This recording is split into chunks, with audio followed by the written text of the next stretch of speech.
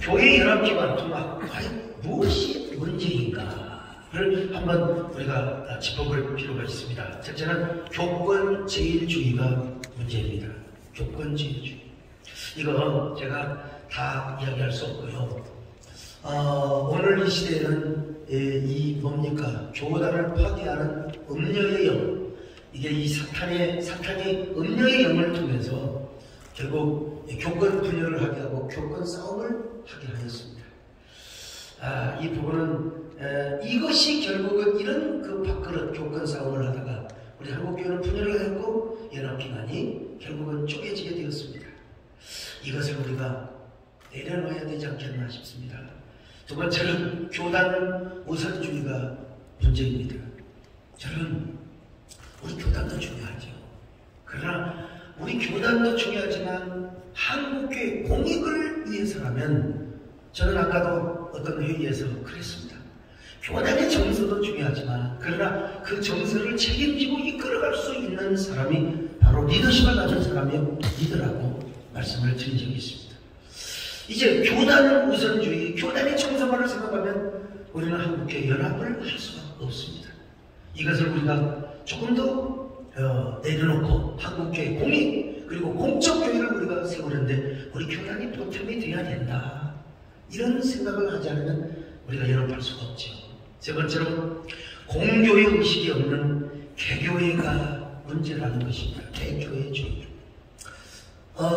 저는 윌리엄 안드렐리아죠. 윌리엄스 변호사.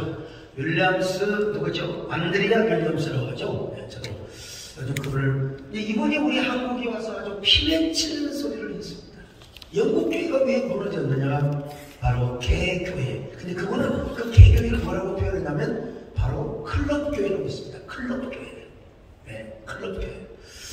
이 클럽교회는 한마디로 말해서 자기 목회자, 그러니까 개교의 목회자의 어떤 성향에 따라서 교회가 이렇게 움직여졌다는 것입니다.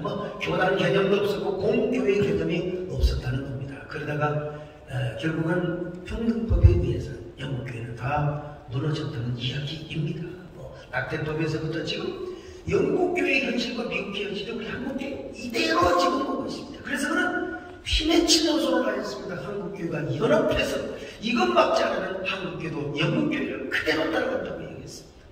저는 그분을 우리 교회로 초청을 하였고, 자, 미국교회도 마찬가지입니다. 미국교회 8페이지 중간으로 가면요, 미국교회 여러분 그 ADF라고 하는 기구가 있었습니다. 변호사들이 모여가지고 우리나라도 다행히 보건 법률가 협회가 생겨났잖아요. 그게 ADF입니다. 미국 교회를 보호하기 위해서. 근데 이분 ADF가 미국 교회가 예를 들어서 건축을 하다가 어떤 어려움이 있고 개교회를 막아주고 개교회를 도와주는 데는 성공을 했습니다. 근데 ADF를 이끌어가는 변호사들과 그리 자문하는 목회자들도 이 동성애를 비롯해서 이 반기독교 악법이 생겨나는 것 자체에 움직임에 관심을 갖지 못했다는 사실. 저는 제가 갈 시간이 없어서 이 대표를 우리 교회 저를 대신해서 아주 총괄하시는 이종민 목사님을 보냈습니다. 가서 충분히 연구를 해보라. 우리나라의 변호사들과 함께 다녀왔는데 그분들이 의하면은 우리가 그걸 보지 못했다. 이제 미국은 이 정도로 무너졌지만 이제는 우리가 미국 교회를 한번 세워보겠다.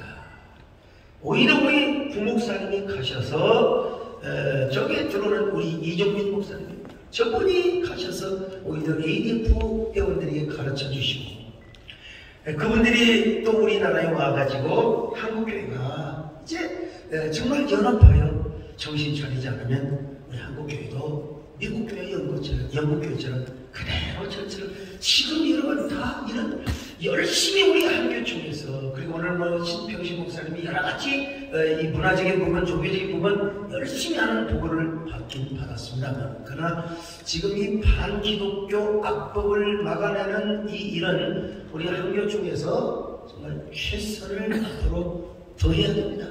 이번에 정부 예산단에서 어떤 일을 하는 것도 중요하지만 요 일을 우리가 정말 잘하지 못하면 이제 우리는 앞으로 10년, 20년 후에 땅을 치고 후회하는 일이 나타나게 될 것입니다. 그런가 하면 네 번째로 독선적 신념으로 우리만의 이너서클을 형성했던 것이 문제입니다. 이게 참 드릴 말씀도 많이 있는데 어쨌든 간에 참 우리가 그래서 우리가 이단은 당연히 척결을 해야 됩니다. 뭐 어느 여러 기관들이 사인도 다 했는데 결국은 이단 문제로 무산이 되고 우리가 이단은 반드시 척결을 해야 됩니다. 그러나 그것이 우리 마음속에 연합을 하지 않고 싶어서 핑계를 대며 그걸 핑계를 대면 안 된다는 겁니다. 그건 어떻게든지 우리가 함께 척결을 하는 방법을 만들어내고 그리고 그 길을 우리가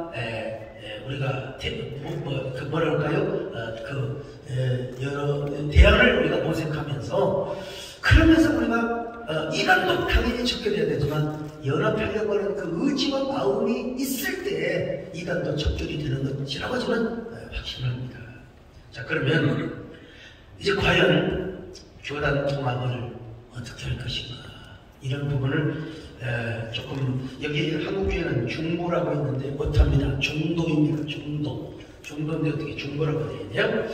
하여튼 중도와 보수 교단이 차지하는 비중은 거의 다 절대적이라고 할 수 있습니다. 사실은 뭐 진보도 있고 보수도 있겠지만 여러분 아마 이번에 저는 진보 보수라는 말을 해본 적이 없습니다. 부활절 연합회인데요. 아마 사회를 인도하시는 제 기억에 우리 한 목사님께서 이제 여러분 신앙에는 우리가 예수 그리스도의 부활을 하시는데요. 사도신경을 우리가 고백하고 이런 그 근본적인 신앙이 일치가 된다면 신앙에 진보 성향이 있을 수 있고 또 보수 성향도 있을 수 있는 거죠.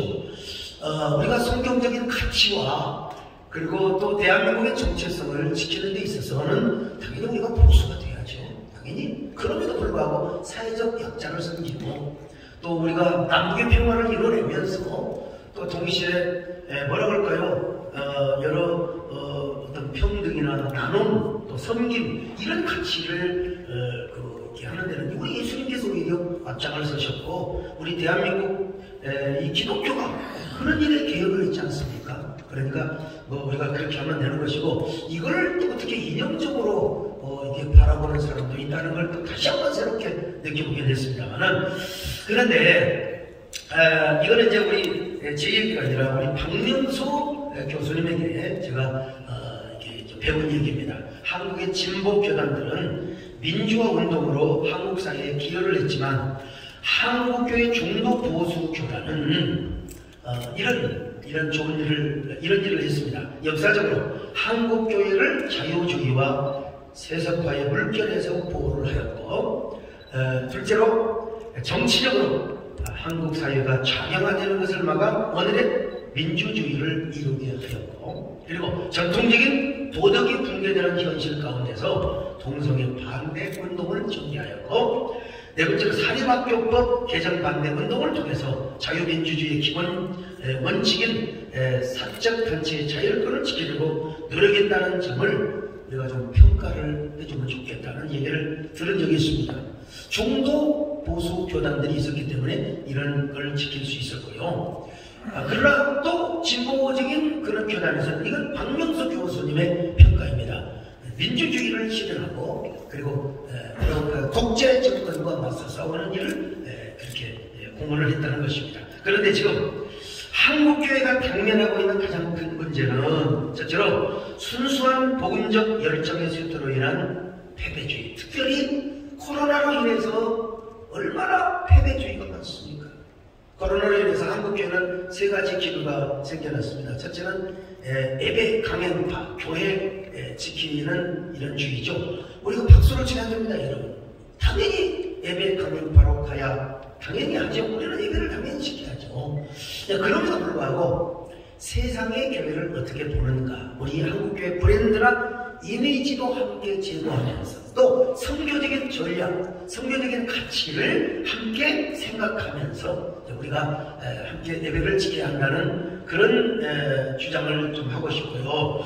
두 번째는 이제 중도파가 있습니다. 이게 나쁘게 말하면 양다리 걸치는 건데, 예배를 축소하면서 동시에 우리가 예배의 가치를 존중히 여기면서 시대의 여론을 보고 또 사회의 흐름과 함께 호흡을 맞추자는 이야기인데, 누가 옳다고 말할 수는 없죠. 우리가 정말 중요한 건 정신이고, 그럼에도 불구하고 종교개혁자들 칼빈과 루터 이런 구비론들을 보면은 오늘날 우리는 예배도 당연히 목숨을 걸고 지켜야 되지만 동시에 이웃에게 감명을 받고 동시에 무엇일까요? 동시에 이웃의 생명을 존중히 여기는 것도 종교개혁자들의 행동이고 가르침이었다는 사실.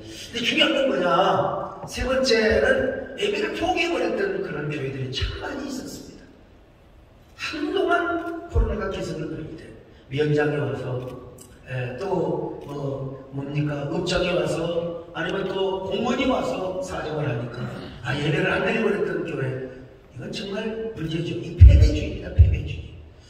수많은 개척교회와 또 열악한 교회들이 이런 걸 있다고 제가 총회장하면서 들었을 때 참 가슴이 아프고 미어졌습니다.